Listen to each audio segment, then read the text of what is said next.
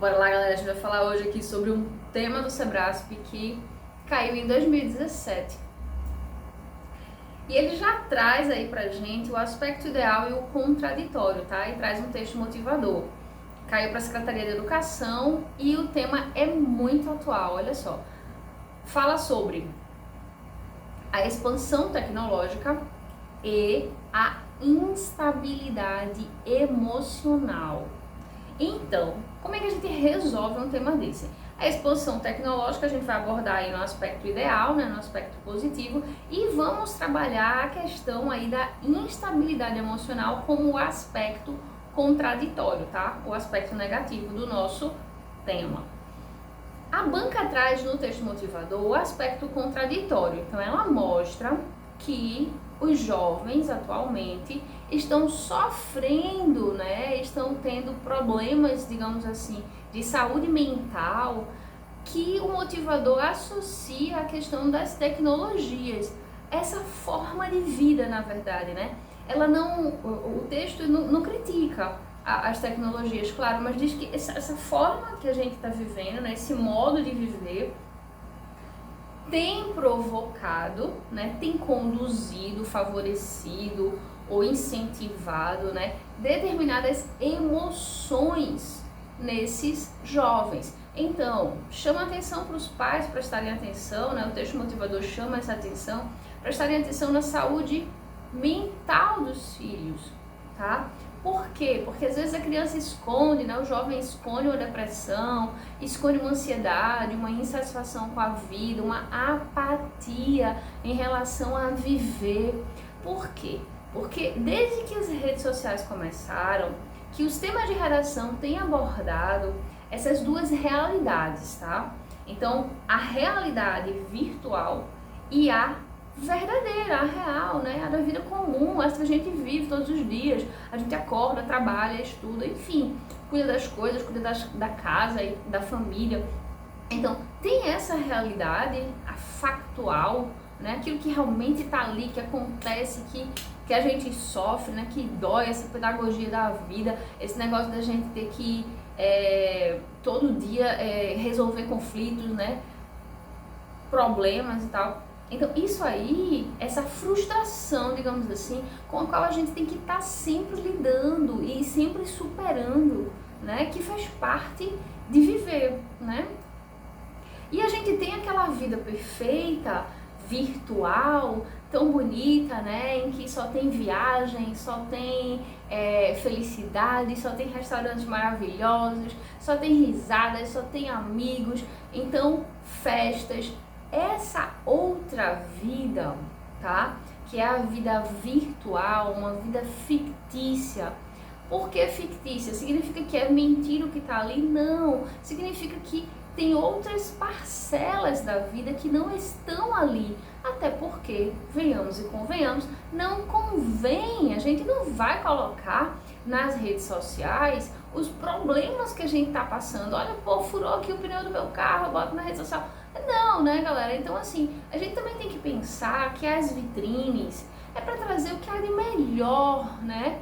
Então, a gente não vai para uma loja para pegar as roupas básicas dela, a gente vai para a loja para ver o melhor que tem nela, e o melhor tá na vitrine, geralmente, tá? Então, tem essa questão que, quando a gente vai abordar um tema desse, a gente, digamos assim, né, coloca como negativa essa forma de exposição sem olhar para o outro lado, tá? Então, claro, a gente precisa desvencilhar a ideia de que a realidade virtual seja a realidade factual. São dois tipos de realidade com os quais a gente tem vivido no século XXI e faz parte da nova conjuntura da sociedade tecnológica em que nós vivemos. Faz parte da forma de viver de uma sociedade cujo avanço da tecnologia gerou tantos instrumentos, né, de comunicação, essa coisa das redes sociais e tal, então gerou tantos instrumentos de comunicação que a gente hoje já nem se imagina sem a utilização dessas ferramentas. Então é nessa sociedade que nós vivemos hoje que nós precisamos aprender a lidar com esses instrumentos. A gente sempre, galera, tem que pensar que os instrumentos sociais servem para o nosso bem. A gente é que precisa fazer o bom uso deles. É sempre assim. Se vocês observarem, contudo, a gente tem sempre os dois caminhos.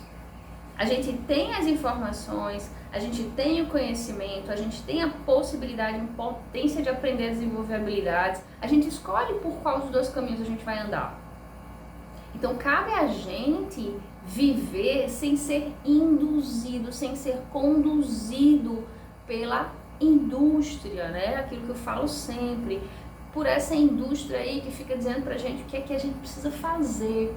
Cabe a gente estar atento às nossas ações e entender o que significam os instrumentos, entender o lugar que eles devem ocupar na nossa vida, tá? E não permitir que eles ganhem um espaço maior do que aquele espaço que ele realmente tem que ter, certo? Então, a instabilidade emocional vem, claro, do mau uso desses instrumentos. Então, a gente pode transformar uma fórmula química, né, que trouxe pra gente, como é que eu posso dizer assim, um artefato físico, né? Então a física vai, evolui, cria um fusível. Putz, salva a humanidade aí, ó. Muita coisa boa surgiu com o fusível. Aí a galera pega a fórmula, pega aquele material ali e coloca na bomba atômica. É excelente para explodir bombas. Então é a gente utilizar a ciência e a tecnologia para o mal, né? Para o prejuízo da sociedade.